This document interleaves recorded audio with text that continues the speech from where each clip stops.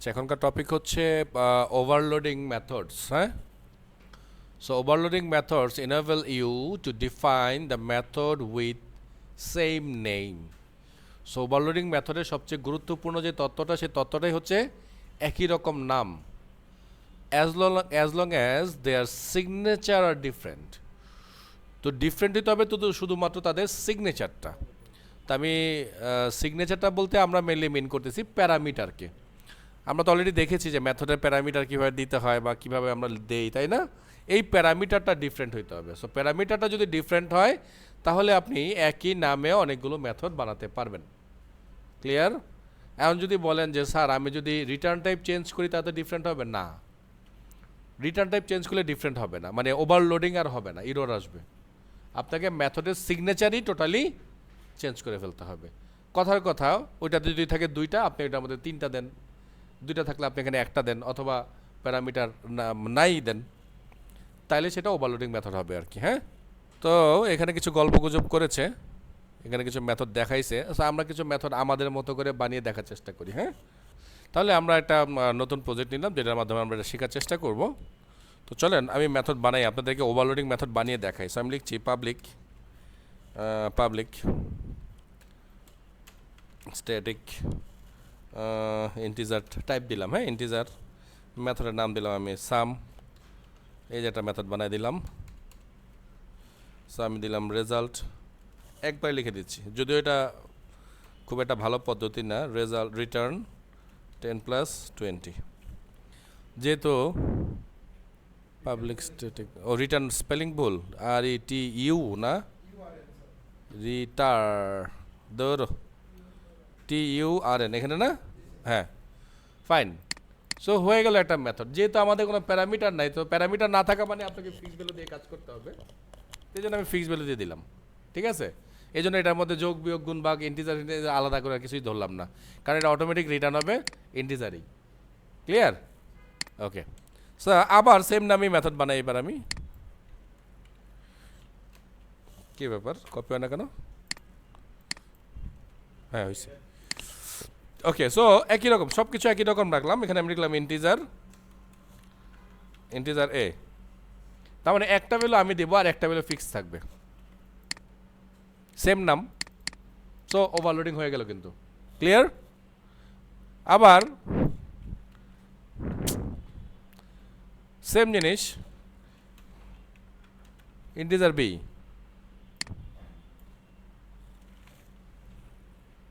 হয়ে গেল ওভারলোডিং।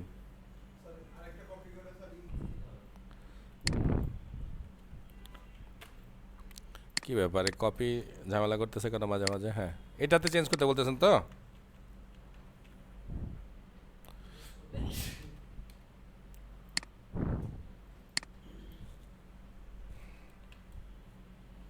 হয় না কেন? হবে না, যে আমি বলছি শুরুতেই যে আপনি যদি রিটার্ন টাইপ চেঞ্জ করেন, ভয়েড করেন, যাই করেন, আপনাকে একমাত্র উপায় হচ্ছে আপনাকে এই সিগনেচারই চেঞ্জ করতে হবে। এছাড়া কোনোভাবেই আপনি ওভারলোডিং মেথড বানাতে পারবেন না। ক্লিয়ার? আচ্ছা, এখন আপনাদের মধ্যে একটা প্রশ্ন হতে পারে, স্যার মেথড তো নামাইলাম, বানাই দিলাম একই নামে, এখন ওরা ইউজ করবো কেমন, কাকে ইউজ করব আমি, তাই না? এটা একটা প্রশ্ন আসতে পারে না? আমরা যদি মানে ধোকা খেয়ে যাই, কাকে ইউজ করব? তো চলেন কাকে ইউজ করব সেইটা আমরা সরাসরি এইখান থেকে দেখি। আমরা রেজাল্ট নামে একটা ইন্টিজার টাইপের একটা ভেরিয়েবল নিচ্ছি, রেজাল্ট টাইপের, ইকুয়ালস টু আমরা কল করতেছি কোনো একটা মেথডকে, সাম মেথডকে, তাই না? দেখেন ও এবার আপনাকে বলে দিচ্ছে যে তুমি কোনটা চাও, প্যারামিটার ছাড়াটা চাও, একটা প্যারামিটারওয়ালা চাও, দুইটা প্যারামিটারওয়ালা চাও, কোনটা চাও তুমি বলে দাও। সো তুমি যেটা চাবা তুমি সেটাই ইউজ করতে পারবা। So clear? সো কনফিউশনে কিন্তু কোনো জায়গা নাই। মনে আছে সাবস্ট্রিং আমরা একটা মেথড পড়েছিলাম, এটার মধ্যে প্যারামিটার একটা মানে স্টার্ট ইন্ডেক্স, আর তার মধ্যে প্যারামিটার ছিল দুইটা, স্টার্ট এবং এন্ড ইন্ডেক্স। ওইটা কিন্তু ওভারলোডিং মেথড ছিল। আন্ডারস্ট্যান্ড? কে? সো এইবার আমাদের প্রশ্ন হতে পারে যে এখানে তো প্যারামিটার একটা, এখানে প্যারামিটার দুইটা, তার ধরেন আরও মেথড যদি লাগে তাহলে প্যারামিটার 3টা 4টা 5টা 6টা 7টা 8টা, কত মেথড বানাবো? এত মেথড বানানো কি সম্ভব? তাইলে একটা ডাইনামিক ওয়ে থাকলে ভালো হয়। তো জাভা একটা ডাইনামিক ওয়ে আমাদেরকে রিপ্রেজেন্ট করে, সেটা হচ্ছে এইটা। ইন্টিজার এ, আচ্ছা আগে একটা ফেলে নি দেখি কি হয়। 1 2 3,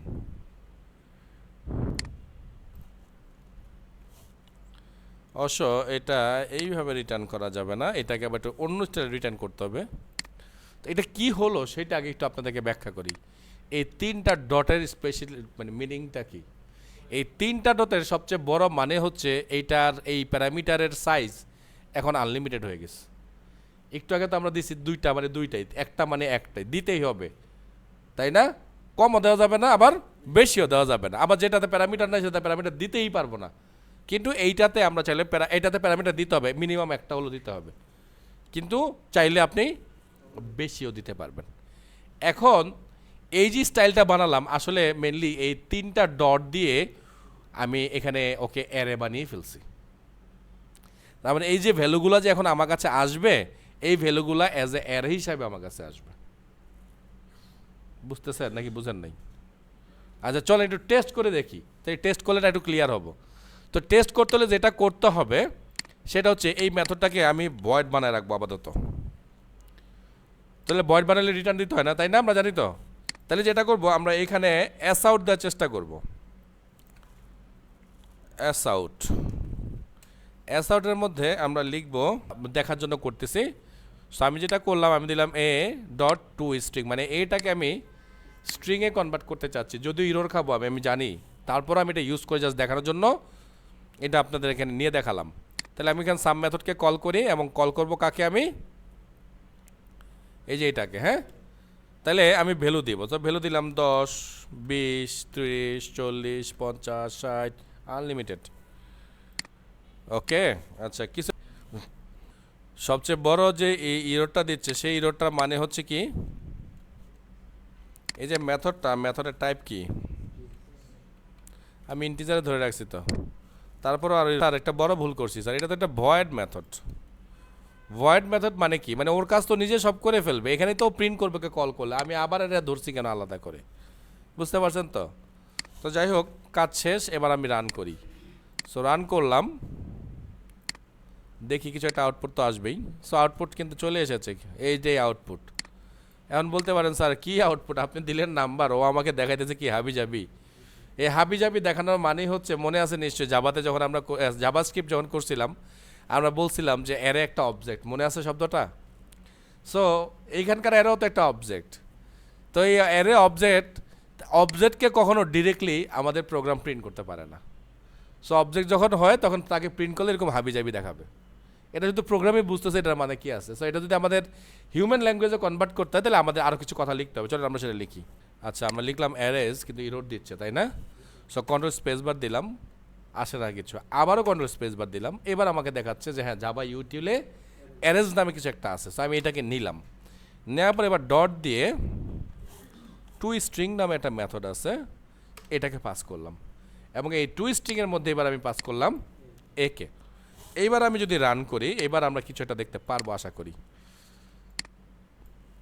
লুক, না স্ট্রিং না, অ্যারে আকারে আসছে স্যার, এটা অ্যারে। কারণ টু স্ট্রিং না দিলে আপনি অবজেক্টকে পড়তে পারবেন না, অ্যারেকে ডাইরেক্ট প্রিন্ট করা যায় না। আছে ইন্টিজার হিসাবেই আছে, ইন্টিজারের অ্যারে হয়ে আছে এটা। এখন আপনি যদি যোগ করতে চান তাহলে আমি যোগ করে দেখাতে পারি। আচ্ছা তাহলে আমরা এই নাম্বারগুলোকে এডিশন মানে যোগ করতে চাই, হ্যাঁ। তো যোগ করার জন্য যেটা করতে হবে, আমি একটা ভ্যারিয়েবল ধরি, তো আগে ধরি ইন্টিজার সাম ইকুয়াল 0, দেন লুপ চালাবো।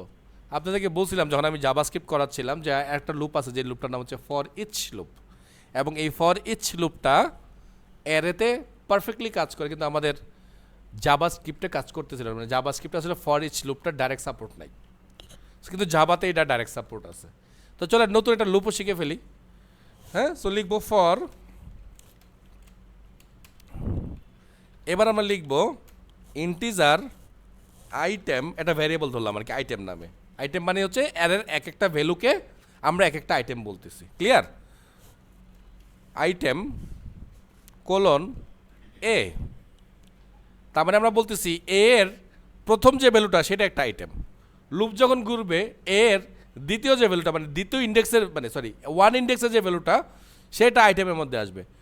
ক্রমান্বয়ে 2, ক্রমান্বয়ে 3, 4, 5, 6, মানে এর মধ্যে কতগুলো ভ্যালু আছে, কতগুলো ইন্ডেক্স আছে, সেইটা আমাদেরকে এখন আর ক্যালকুলেট করার দরকার নাই। এই দায়িত্ব আমি টোটালটাই এই ফর ইচ লুপকে দিছি। এই জন্য এই ফর ইচ লুপটা দেখতে একটু অদ্ভুত লাগতেছে, কিন্তু অদ্ভুত লাগলেও মারাত্মক কাজ করে। এবার আমি যেটা করব, আমি খালি বলবো sum plus plus equals to item, and then done. তাহলে এবার আর এই কথাটা রাখলাম না, যেটা থাকুক আমাদের দেখার সুবিধার্থে এটা আমরা রাখলাম, বাট এখানে শুধুমাত্র আমরা বলে দেবো সাম। ডান, সো রান। লুক, আচ্ছা ধরেন আমি এখানে লিখলাম এরকম যে সাম আর একটা ভ্যালু পাস করলাম 10। এখন আমি না ঠিক আসলে বুঝতেছি না, হয়তোবা কথার কি যে আমি বুঝতেছি না যে এই এতগুলো মেথডের মধ্যে কোন মেথডটা এখন আমার জন্য কাজ করবে। তাহলে আমি যেটা করব, আমি কন্ট্রোল ধরে আমার মাউসটাকে এখানে নিয়ে আসবো, এনে এবার এটা ক্লিক করবো। আমি কিন্তু আবারও বলছি কন্ট্রোল ধরে আনতে হবে। কন্ট্রোল ধরা ছাড়া যদি মাউস এখানে আনেন এই চিহ্ন কিন্তু পাবেন না, মানে ক্লিক করার অবস্থা আসবে না। ওকে, সো আমি এবার ক্লিক করলাম। সো দেখেন কোথায় নিয়ে আসছে, কোথায় নিয়ে আসছে, তার মানে কোন মেথডটা কাজ করতেছে আপনাকে ক্লিয়ার? আচ্ছা দেখেন, এবার আমি আপনাদের আবার মনে হতে পারে যে স্যার এটা ভুয়া জিনিস হইতে পারে। সো আমি ভ্যালু এবার 2টা দিলাম, আবার কন্ট্রোল ধরে এখানে ক্লিক করলাম, কোথায় নিয়ে আসছে দেখছেন?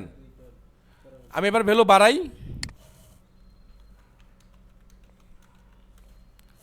ওকে, সো আবার কন্ট্রোল ধরে ক্লিক করলাম, দেখেন কোথায় নিয়ে আসছে, দেখছেন তো কোথায় লাফাচ্ছে মাউসটা? তার মানে কোন মেথড ইউজ করতেছে ওরা কিন্তু বুঝে যাচ্ছে। সো এইটা ওরা নিজেরাই কন্ট্রোল করবে, এটা নিয়ে আপনাকে এত টেনশন করার দরকার নাই। আন্ডারস্ট্যান্ড? আমাদের টার্গেট হচ্ছে আমরা আসলে এই যে মেথডটা লিখলাম এখানে কতগুলো ভ্যালু আসবে এবং এই ভ্যালুগুলো ইউজারই দিবে, এইটা আমরা রেডি করতেছি। এই জন্য আমরা স্ক্যানার ইউজ করলাম।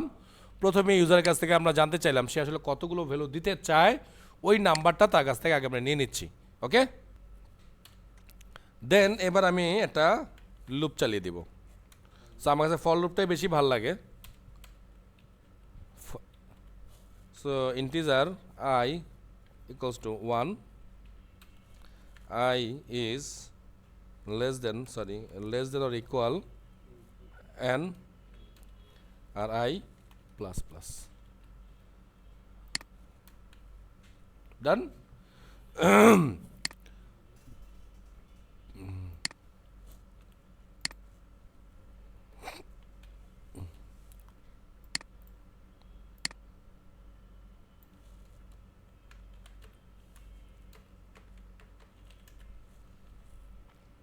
ওকে, সো ওকে আমরা বললাম এবার তুমি নাম্বার দাও। এই নাম্বারটাকে আমরা ইউজার ইনপুট রাখলাম।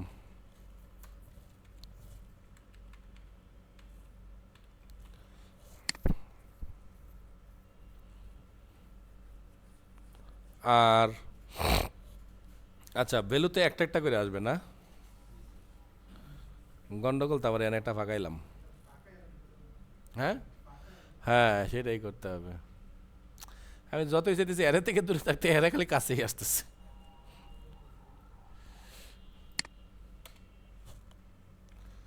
তাহলে একটা ইন্টিজার অ্যারে নেই, আর কি করব?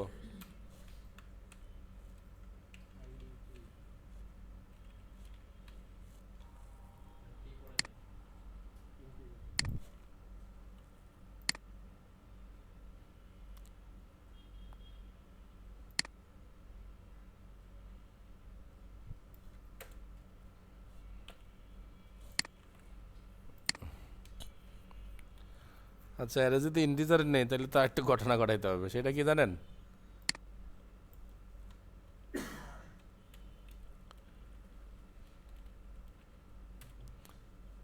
এর মানে তো ইন্ডেক্স নাকি? সে ইন্ডেক্স একটা ঘটনা বারবার ঘটাইতে হবে ওখানে। হ্যাঁ, তাহলে আমি লিখি কি যেন, মাই অ্যারে,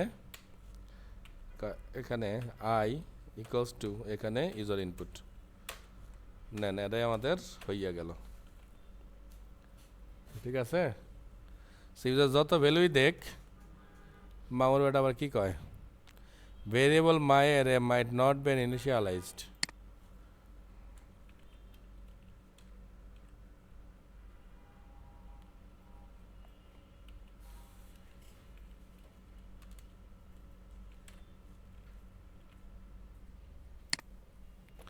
ওকে, হয়ে গেল। তাহলে পরে এবার আমরা যেটা করব, যদি অনেকের মাথার উপরে দিয়ে যাচ্ছে, কিছু করার নেই, এর চেয়ে সহজ এটা আপাতত এখন করা যাবে না, ঠিক আছে?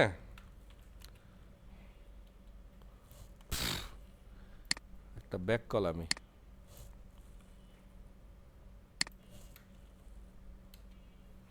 গ্লোবাল বানাইতে হবে, হ্যাঁ, নাহলে পাবে না। দেন ডান।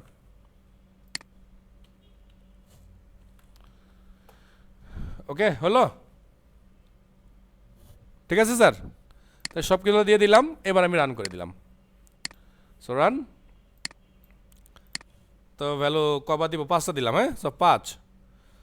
সো 10, 20, 30। ও ও ও ও আমাদের এররটা সলভ হয়েছে, আমরা এখানে একটু ভুল করেছিলাম আসলে, হ্যাঁ, ডিক্লেয়ার করাটা ভুল ছিল।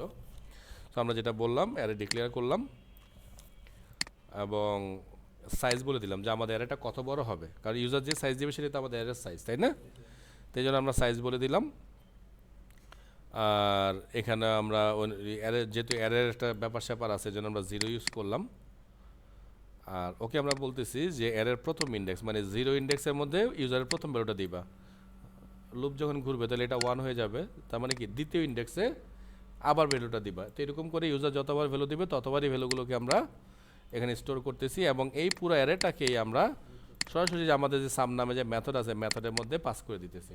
সো এই পুরো অ্যারেটাই তখন চলে আসতেছে আমাদের এই মেথডের এখানে, এখানে এসে আবার এই লুপ টুপ চালিয়ে ও আমাদের ভ্যালুকে যোগটোগ করে সেই অ্যান্সারগুলোকে প্রিন্ট করতেছে। ক্লিয়ার?